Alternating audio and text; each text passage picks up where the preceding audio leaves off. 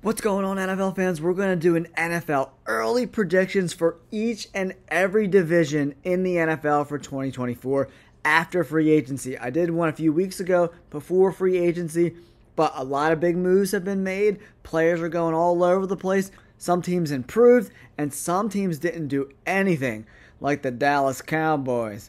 But the Dolphins didn't do a lot in free agency. There's a lot of teams that were pretty good last year that didn't do a lot in free agency because of cap restraints, and that's going to leave them in the dust in 2024. Let's go through and predict who will win each division and how each team will finish in 2024. Up first is the AFC East, and I'm still going with the Buffalo Bills to win that division. I think they're a good team. I don't think they're a great team. I don't think any of the teams in the AFC East are great teams. But I do think the Jets are going to come in second place. Look for the Jets to draft Brock Bowers, the tight end from Georgia, with the number 10 pick. They've done a lot in free agency to solidify that offensive line for Aaron Rodgers. I think they're just going to be better than the Patriots and the Dolphins. Are they a playoff team? That remains to be seen. If they can protect Rodgers, they certainly can be with that defense. But I'm going to go with them finishing in second place. The Dolphins in third place. And close behind them is the New England Patriots in fourth place in the AFC East. But if the Patriots surpass the Dolphins in 2024, I would not be surprised. All right, let's move on to the AFC North. For me, the team to beat is still the Baltimore Ravens. But this offseason, the Pittsburgh Steelers surprised everyone by bringing in Russell Wilson. Jordan Burroughs is going to be back healthy, and the Cleveland Browns are going to be getting Deshaun Watson back. So where do the final three teams finish in the AFC North? I think the Steelers, Browns, and Bengals are all very, very close to each other. But I do think with Russell Wilson and Fields going to Pittsburgh, they're going to figure out the quarterback situation and be a little bit better this year. And then, might surprise some people, but I think the Browns are going to be in third place, and the Bengals are going to be trailing in fourth place this year. Their offensive line is not very good, and they're going to have trouble protecting Joe Burrow again, I think. But I do think the Steelers, Browns, and Bengals are all going to finish between 1 and 2 games of each other. I think the Ravens are going to be out far ahead, winning 12, 13, maybe even 14 games next year. And then Pittsburgh, Cleveland, and Cincinnati are all going to be in that 9, 10, 11-ish win range. A very competitive AFC North. Those final three teams, the Steelers, Browns, and Bengals, are all interchangeable in my opinion. Next up, we have the AFC South, which is all of a sudden a lot better than it has been in years past. The Houston Texans traded away their first-round pick, which I didn't love. The Colts, we'll see if Anthony Richardson comes back healthy. The Titans need to protect Will Levis. And the Jacksonville Jaguars kind of cleaned house in their wide receiver room. So who knows if Trevor Lawrence and the Jaguars are going to be able to move the ball. So I'm going to go with the Houston Texans in first place. And it's going to be really, really close for second place. But I do think that's going to be the Colts in second place. And then we're going to have the Jaguars, a close third place. And then the Titans rounding out fourth place for the AFC South. I just don't think the Titans have enough skill position players to be competitive in a very, very interesting AFC South. But I think the Colts and the Texans should battle for first place in that division. I don't think the Jaguars got a lot better. And then the Titans losing Derrick Henry. I'm just not a big believer in Will Levis. So that's why I'm going with the Titans in fourth place, the Jags in third place, Colts second, Houston Texans in first. Now we have the AFC West. Until somebody surpasses the Chiefs or is even remotely competitive in that division, the AFC West is the Chiefs' division to lose. The Broncos don't have a quarterback. The Raiders also do not have a quarterback.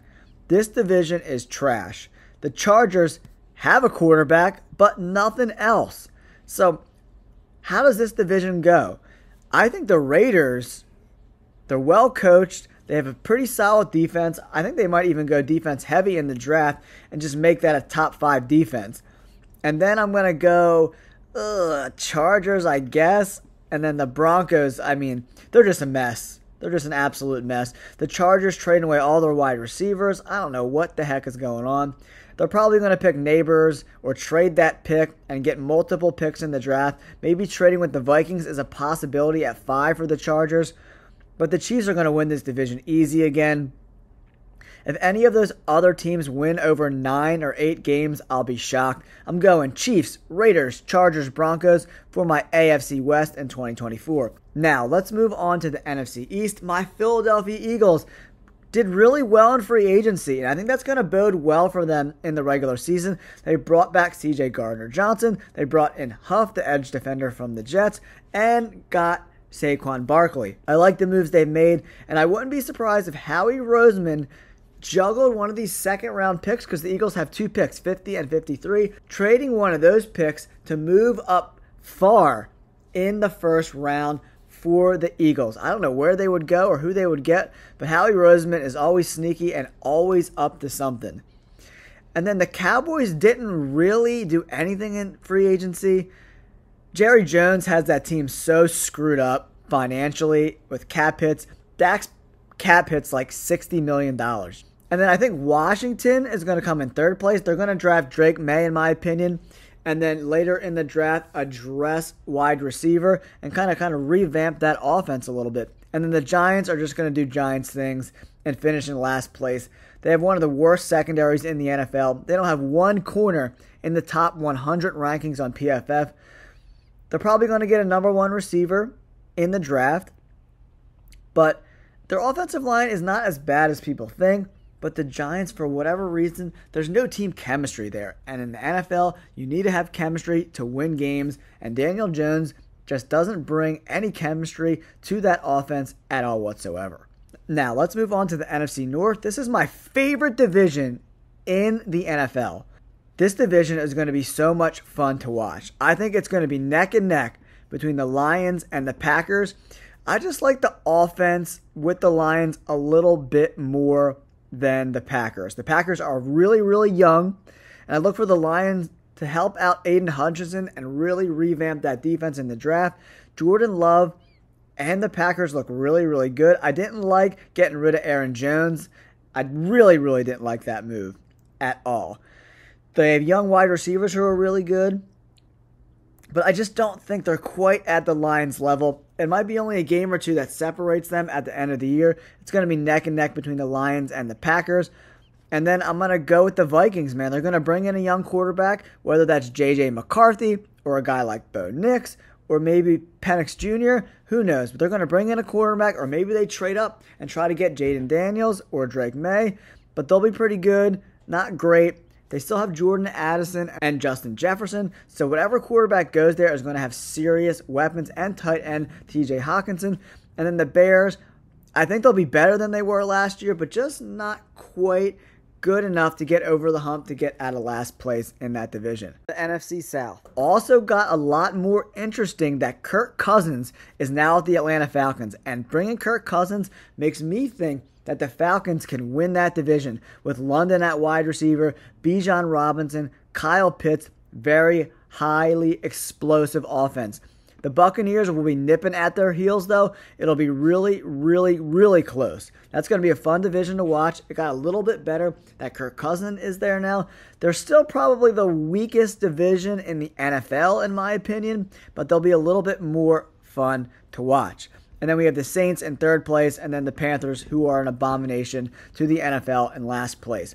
Finally, rounding out this prediction video for 2024, we're going the NFC West. San Francisco is still the cream of the crop there, and the Rams losing Aaron Donald definitely opens things up a little bit to the Cardinals and the Seahawks. But I think this division is going to probably finish sort of the same. But I do think the Cardinals and Jonathan Gannon will be a little bit better this year. That's why I'm going Rams 2nd place, Cardinals 3rd place, and the Seahawks in last place. I just don't like the Seahawks. I don't like Geno Smith. Jonathan Gannon has the Cardinals defense pretty good, and they ran the ball really well. So I think they're going to go wide receiver at the number 4 pick, probably Marvin Harrison Jr., and then they have another pick that they could address offensive line. I really like the Cardinals to improve a lot from last year. Not enough to surpass the Rams or the 49ers, but definitely good enough to leave the Seahawks in last place. All right, guys, there it is. My division winners are the Bills, Ravens, Texans, Chiefs, Eagles, Lions, Falcons, and 49ers. Let me know in the comments below. Do you agree with me? Am I an absolute dipshit? Or am I on to something here? Let me know in the comments below. Don't forget to like and subscribe. Thank you so much for tuning in. Peace.